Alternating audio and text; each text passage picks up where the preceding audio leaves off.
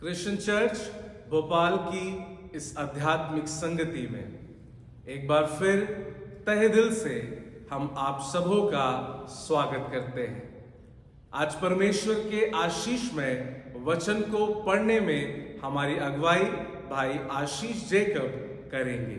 हमारे आध्यात्मिक मनन के लिए बाइबल में से चुना गया पाठ दूसरा पत्रस उसका 3 अध्याय 17 से 18 पद। इसलिए हे प्रियो, तुम लोग पहले से ही इन बातों को जानकर चौकस रहो, ताकि अधर्मियों के भ्रम में फंसकर अपनी स्थिरता को कहीं हाथ से खो ना दो, पर हमारे प्रभु और उद्धारकर्ता यीशु मसीह के अनुग्रह और पहचान में बढ़ते जाओ। उसकी महिमा अब भी हो और युगानुयुग होती रहे। आमीन। आइए हम परमेश्वर की महिमा करते हुए एक गीत गाएं। थोड़ा समय है बाकी, सेवा अभी है काफी। थोड़ा समय है बाकी, सेवा अभी है काफी। हम रुके नहीं, पीछे मुड़े नहीं, हम रुके नहीं, पीछे मुड़े नहीं। यीशु है हमारा साथी, यीशु है हमारा साथी। संदेश सुनाते जाना, सेवा से नहीं शर्माना। संदेश सुनाते जाना, सेवा से नहीं शर्माना। चाहे जग हमें रोके, आए दुख के झरोके। चाहे जग हमें रोके, आए दुख के झरोके। हमें देगा वो भरपूर शांति, हमें देगा वो भरपूर शांति। थोड़ा समय है बाकी, सेवा अभी है काफी। थोड़ा समय है बाकी, सेवा अभी है काफी। धन्यवाद के साथ वचन की नई आशीषों को लेकर बिशप डॉक्टर विपिन लाल जीवन में ठहर कर वचन को सुने। Praise God. हम परमेश्वर को महिमा देते हैं क्योंकि हमारा परमेश्वर महिमा आदर के योग्य प्रभु है। दूसरा पत्रस उसका 3 अध्याय और 18वें पद में यूं लिखा है, पर हमारे प्रभु और उद्धारकर्ता यीशु मसीह के अनुग्रह और पहचान में बढ़ते जाओ। और उसके 14वें पद की पहला लाइन लिखा है, हे प्रिय, हे प्रियो। ये संत पत्रस विश्वासियों से जिन्होंने यीशु को जाना है, यीशु के नाम में बपतिस्मा लिया है, यीशु के नाम में कलीसिया में शामिल किए गए हैं, उन लोगों से बात करता है, उन लोगों को खत लिखता है। और वे लोग जिनको पत्रस खत लिखा है, इन लोगों की स्थिति को जब आप पढ़ेंगे, जानेंगे, तो आपको मालूम चलेगा कि विश्वासियों की जिंदगी बड़ी कठिनाइयों में है, दुख और तकलीफों में है, यातनाओं के बीच में है, जिनके घरों को जलाया जा रहा है और जिन्हें अनेक प्रकार की यातनाएं दी जा रही हैं। ऐसे समय में जब वो जीवन की विपरीत परिस्थितियों में जी रहे हैं, संत पत्रस एक आध्यात्मिक पिता होने के नाते, प्रभु यीशु मसीह का चेला होने के नाते, वो इन दुखों की वादियों में से विश्वासियों को बाहर निकालना चाहता है। और इस दुखों की परिस्थितियों में से मैं कैसे अपने विश्वास में जीवन को स्थापित करना है, उसकी शिक्षा देता है। और कहता है, यहां लिखा है कि तुम उसके अनुग्रह और यीशु की पहचान में बढ़ते जाओ। बड़ी तकलीफ है, बड़ी परेशानियां हैं। तकलीफों में यीशु की पहचान, तंगियों में यीशु की पहचान, आर्थिक विषमताओं में यीशु की पहचान, बीमारियों में यीशु की पहचान, सामने वाला जब पत्थर मार रहा है उस समय यीशु की पहचान। बड़ा कठिन है, बहुत कठिन है।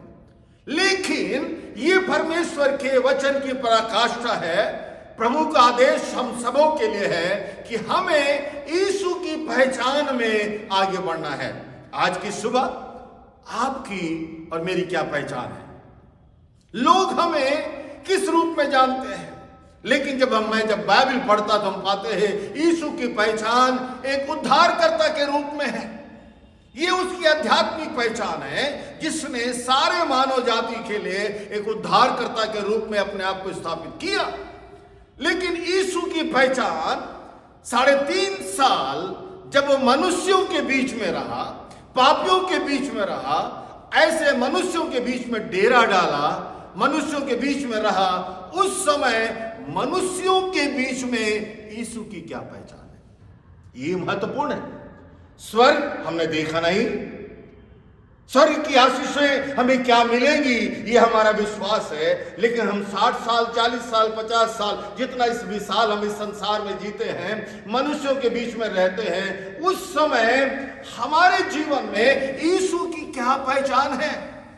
ये हमारे जीवन के लिए महत्वपूर्ण है कि यीशु मसीह में बढ़ते जाना है। यीशु मसीह में, बाइबल कहती है संसार में नहीं, दौलत में नहीं, ज्ञान में नहीं, बुद्धिमानी में नहीं, पैसे में नहीं, लेकिन यीशु मसीह में बढ़ते जाना है।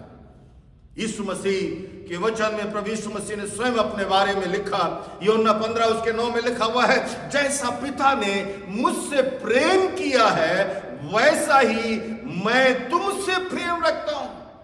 इस संसार में यदि आज यीशु की पहचान है तो प्रेम करने वाले व्यक्ति के रूप में है, मसीहत की पहचान है तो प्रेम करने वाले समाज के रूप में है, और एक विश्वासी की जो अपनी पहचान है वो प्रेम करने वाले व्यक्ति के रूप में उसे जाना जाता है।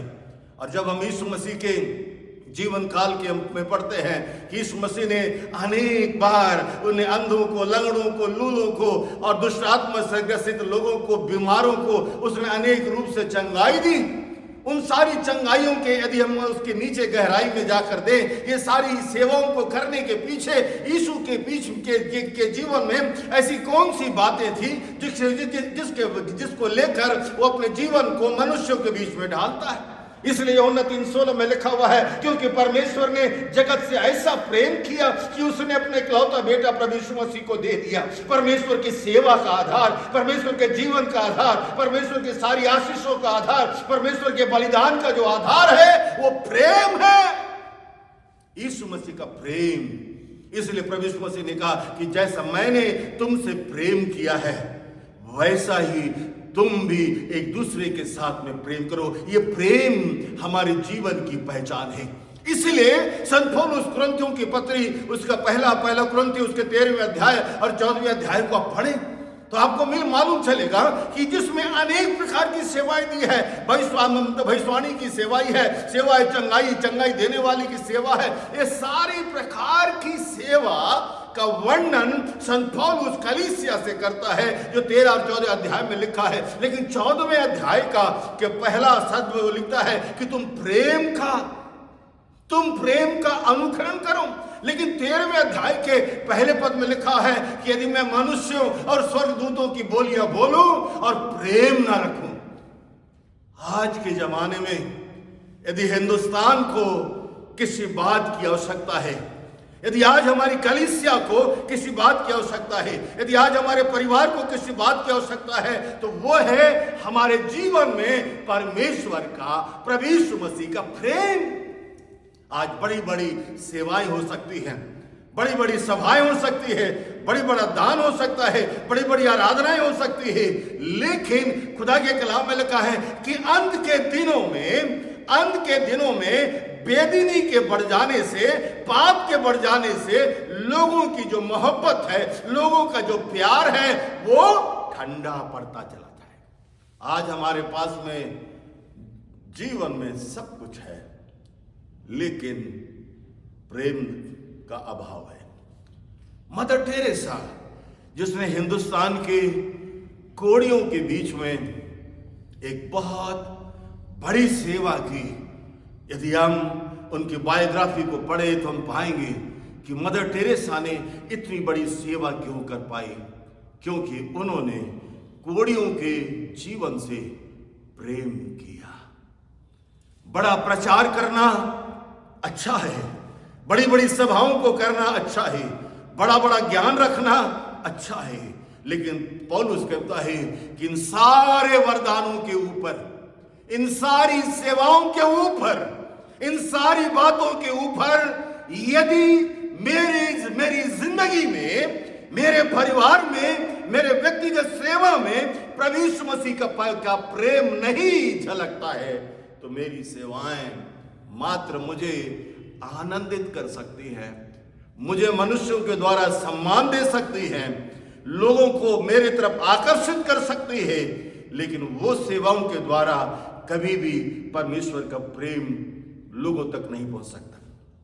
पतरस, जो कलीसिया के लोग दुखित हैं, यातनाओं के बीच में हैं, तकलीफों के बीच में हैं, आर्थिक तंगियों के दौर से गुजर रहे हैं, समस्याओं के बीच में हैं, लेकिन फिर भी पतरस कहता है कि इन बातों में भी, इन परिस्थितियों में भी हमें यीशु की पहचान में आगे बढ़ना है, यीशु की पहचान में आगे बढ़ना है। यीशु की पहचान का पहला मतलब है यीशु का प्रेम, यीशु का प्रेम, यीशु का प्रेम। मुझे इसलिए संत पौलुस कहता है क्योंकि मुझे प्रभु यीशु मसीह का प्रेम मुझे विवश करता है। विवशता का मतलब है जो कार्य मैं नहीं करना चाहता, लेकिन उस कार्य को करने के लिए प्रभु यीशु मसीह का प्रेम मुझे बाध्य करता है, ताकि मैं जो नहीं करना चाहता मैं उन कार्यों को कर सकूं। हमारे अनेक दुश्मन हो सकते हैं, अनेक ऐसे लोग हो सकते हैं जो हमसे हमारे विरोधी हैं, लेकिन उस परिस्थिति में भी जहां हमसे प्यार करने वाले कोई नहीं है, उस परिस्थिति में भी प्रभु का वचन कहता है यीशु की पहचान में, यीशु की पहचान में।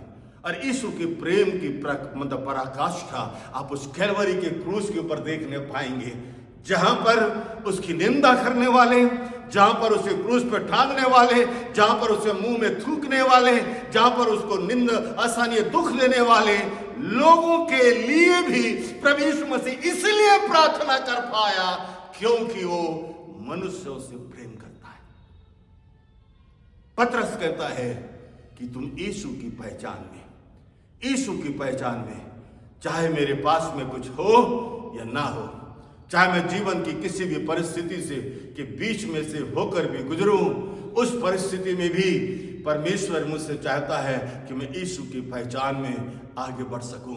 हमारे हिंदुस्तान में कई ऐसे प्रभु के सेवकों को प्रभु ने खड़ा किया, जिनके जीवन को जब हम पढ़ते हैं तो जिनके जीवन में अनेक तकलीफें आई, लोगों ने उन्हें सताया, दुख दिया, यहाँ तक लोगों ने उसे मार डाला, लेकिन फिर भी उन्होंने उनसे प्यार किया। वो प्रभु यीशु मसीह कहता है कि जैसा मैंने तुमसे प्यार किया।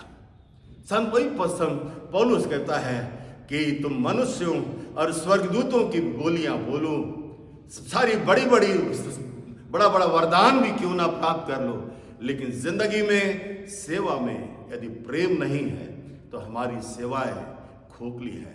हमारे परिवारों की सबसे बड़ी आज आवश्यकता है, हमारी कलीसियाओं में सबसे बड़ी आवश्यकता है कि हम एक दूसरे के साथ प्यार करें।